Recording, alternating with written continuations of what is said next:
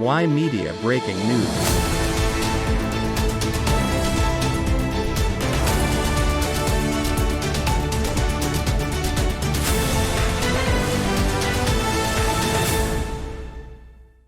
The Greater Toronto Area is bracing for the most significant winter storm of the season so far. The list of weather-related cancellations is growing steadily.